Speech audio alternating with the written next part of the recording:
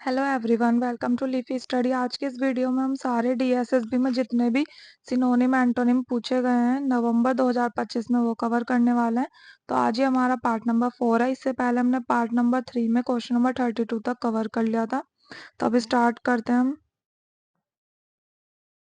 Question 33, malignant का मतलब होता है हार्मफुल।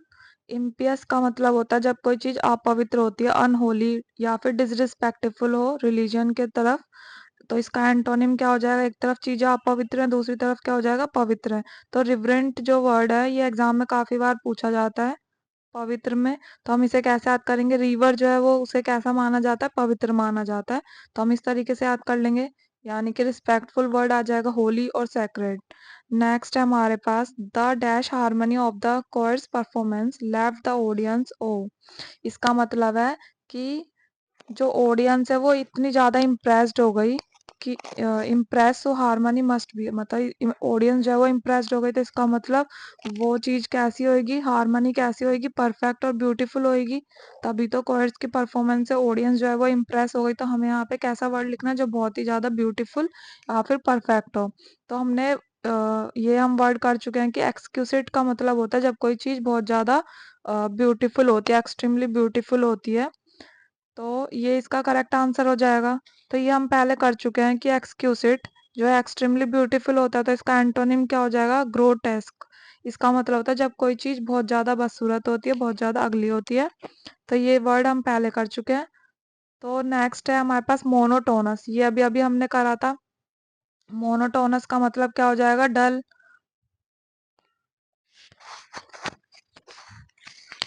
मोनोटोनस का मतलब क्या होता है? डल। और डल वाले हम सारे वर्ड्स कर चुके हैं। क्या क्या थे यहाँ पे? देखिए, मोनोटोनस, डल। डल वाले वर्ड क्या क्या थे?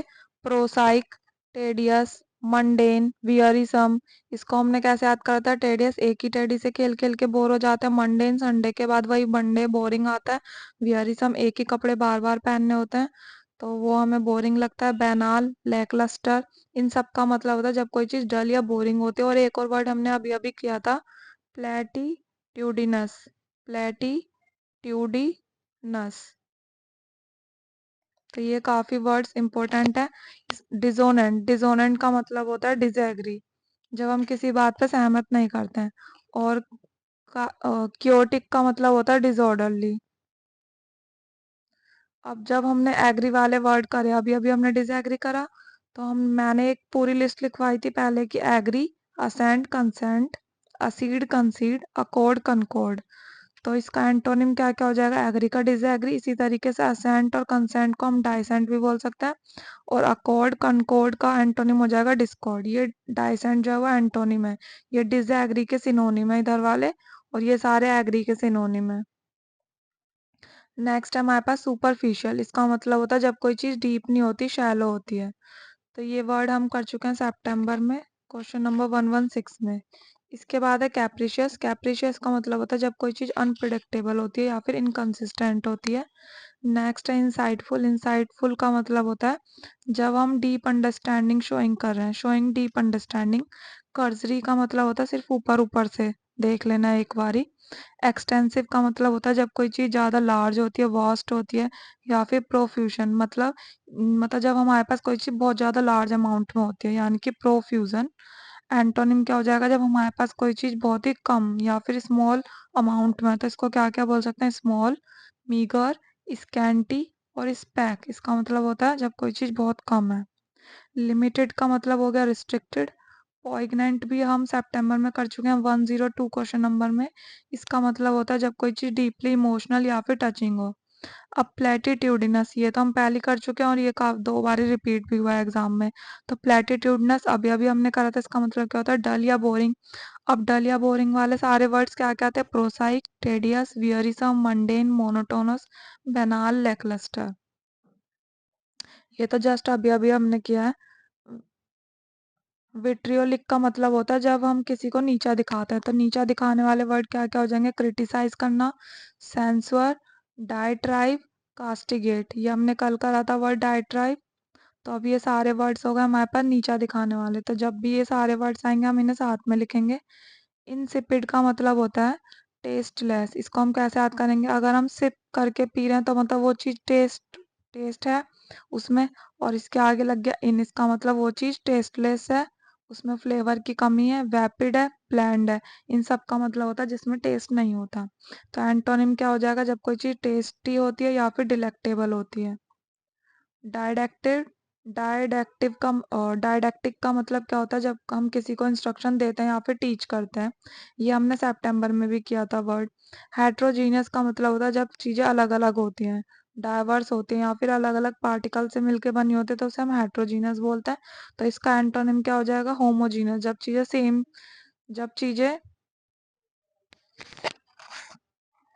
जब चीज़ें सेम चीज़ से बनती हैं तो उसको हम क्या बोलते हैं, होमोजीनियस। तो होमोजीनियस इसका क्या हो जाएगा, एंटोनिम।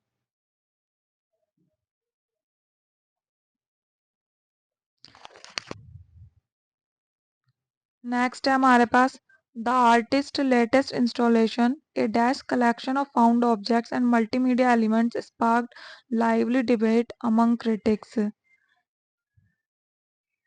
तो यहाँ पे हमें क्या वर्ड आएगा कि जो आर्टिस्ट लेटेस्ट इंस्टॉलेशन है, ये एग्जाम में ऐसे क्वेश्चन पूछा गया था इसका, कि जो आर्टिस्ट है लेटेस्ट इंस्टॉलेशन, उसने क्या किया, उसने कलेक्शन किया अलग अलग ऑब्जेक्ट्स की।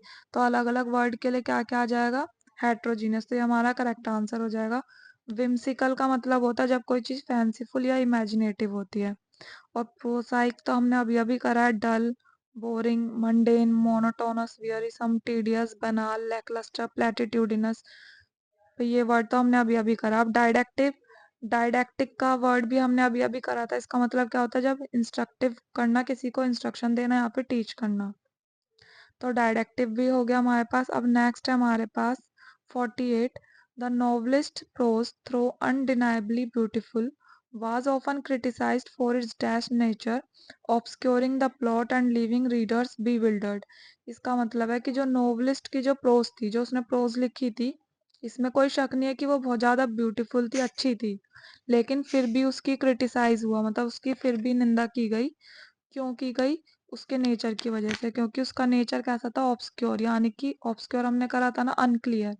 क्योंकि उसका नेचर कैसा, अनक्लियर है, वो कुछ भी चीज़ें क्लियर नहीं करता, अनक्लियर छोड़ देता है। और बाद में जो लिविंग रीडर्स बीविल्डर, और जिसके कारण जो हमारे जो रीडर्स हैं वो कैसे हो जाते हैं, कंफ्यूज हो जाते हैं। बीविल्डर्ड का मतलब होता है कंफ्यूज हो जाते हैं। तो इसलिए उसको आलोचना मिल रही थी इस बात की। तो यहाँ पे हमारे पास जो वर्ड आएगा वो क्या हो जाएगा, करेक्ट।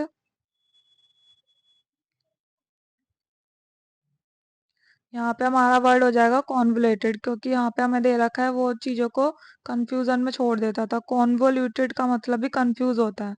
और हमने ये पढ़ रखा है जब भी हम कंफ्यूज वर्ड लिखते हैं तो कंफाउंड, इसका मतलब भी कंफ्यूज होता है। बीविल्डर्ड, कॉन्वोल्यूटेड, कॉम्प्लेक्स, परप्लेक्स, इन सब का मतलब कंफ्यूज होता है।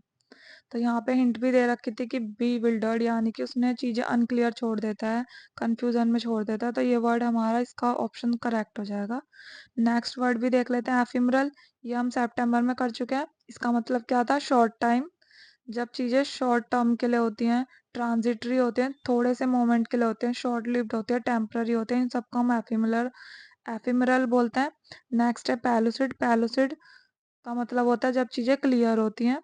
तो इसमें लूसिड वाले हमने 3 वर्ड्स करे थे, lucid, pellucid, elucidate. Articulate, explicit, evident, इन सब का मतलब क्लियर होता है। Limpid, clear, unequivocal, cogent, perceptible, noticeable, ये सब हम पहले कर चुके हैं। लैकोनिक का मतलब क्या होता है, जब चीज़ें कम शब्दों में बोल के हम स्पष्ट कर देते हैं या फिर कम बोलते हैं। तो इसका मतलब क्या होता है, reticent, taciturn, introvert, succinct, terse, laconic, pithy, concise, brief, ये सब हम वर्ड कर चुके हैं। ये सारे वर्ड्स कितनी बार रिपीट हो रहे हैं तो इन्हें अच्छे से कर लेना। नेक्स्ट है 49, रोडोमोंटेड। इसका मतलब होता है जब हम दिखावट करते हैं, सिर्फ डींगे मारते हैं, घमंडी होना, ये सब बोल सकते हैं, यानी कि बोस्टफुल या फिर एरोगेंट। तो इसका एंटोनिम क्या हो जाएगा, जब हम किसी से विनम्रता के साथ बात कर रहे हैं, ह्यूमिलिटी, मॉडेस्ट, ये सब इसके एंटोनिम हो जाएंगे। होलो, होलो का मतलब होता है जब कोई चीज़ अंदर से खाली हो, यानी कि एम्प्टी। तो इसका एंटोनिम क्या हो जाएगा, जब वो चीज़ अंदर से भरी हुई हो, सॉलिड हो, डेंस हो, घनी हो। तो इसका मतलब ये हो जाएगा। एपीज्ड का मतलब होता है शांत करना, किसी को काम डाउन करना। तो एंटोनिम क्या हो जाएगा, जब कोई चीज़ शांत नहीं हो रही, वो गुस्से से ज़्यादा भरी हुई है, यानी कि एनोय। एंगर, इन्फ्यूरेटेड, और हमने एक वर्ड करा था आउटरेज। एंगर, इन सब का मतलब हो जाएगा एंगर होना। शार्ड का मतलब होता है जब कोई चीज छोटे छोटे पीस में टूट जाती है तो हम उसको बोलते हैं शार्ड। नेक्स्ट है हमारे पास लड़ाई झगड़ा। तो लड़ाई झगड़े वाले वर्ड्स क्या कहते हैं? बैली से शुरू होने वाले दो वर्ड क्या कहते हैं? बैलिकोस, बैलीग्रेंट। ये हम वन वर्ड में भी पूछा जाता है, बैलीग्रेंट, बैलिकोस। और ये हम सितंबर वाली सीरीज में भी कवर कर चुके हैं, क्वेश्चन नंबर 127 में। तो वहां पे हमने क्या क्या वर्ड करे थे लड़ाई झगड़े वाले? होस्टाइल, पग्नेशियस, एंटागोनिस्ट, इरेसिबल, एग्रेसिव हो जाना। तो इसका मतलब भी लड़ाई झगड़ा होता है, क्वेरलसम। और फिर्स और फ्री, एफ से शुरू होने वाले दो वर्ड्स कौन कौन से थे? फिर्स और फ्री, कॉम्बेटिव और वॉर लाइक। इन सब का मतलब होता है झगड़ा करना। तो इसका एंटोनिम क्या हो जाएगा? जब हम किससे बिल्कुल भी झगड़ा नहीं कर रहे, शांति चाहते हैं, फ्रेंडली बिहेवियर कर रहे हैं। तो फ्रेंड वाले वर्ड कौन कौन से हो जाएंगे? Ally, amiable, amicable, affable, amity. तो ये दोनों की सेम टोन है, इनको साथ में लिखना है, एमिएबल, एमिकेबल। और ये एग्जाम में काफी बार रिपीट होता है, एमिकेबल। रैपोर्ट, कॉमरेड, कॉमरेड का मतलब होता है जो सहकर्मी होते हैं। कैमराडेरी, एलिगेंस, एलिजियंस, जीनियल, कोजीनियल, कोर्डियल। तो ये जीनियल कोजीनियल साथ में लिखना है, ये याद रहेंगे। इन सब का मतलब फ्रेंड होता है, दोस्ती। और कॉन्फिडेंट, ये यहाँ पे ए लगा हुआ है, ये वो वाला कॉन्फिडेंट नहीं है जो भरोसा होता है, ए एन टी लगा हुआ है, कॉन्फिडेंट। तो इसको बोलते हैं हम जो ट्रस्टेड फ्रेंड होता है, जिसपे हम भरोसा कर सकते हैं। तो ये भी एक फ्रेंड वाला वर्ड हो गया, कॉन्फिडेंट। तो आज के लिए बस इतना ही, मिलते हैं नेक्स्ट वीडियो में। अगर आपको वीडियो पसंद आ रही है तो प्लीज़ इसे लाइक, शेयर और सब्सक्राइब करें चैनल को। Thank you.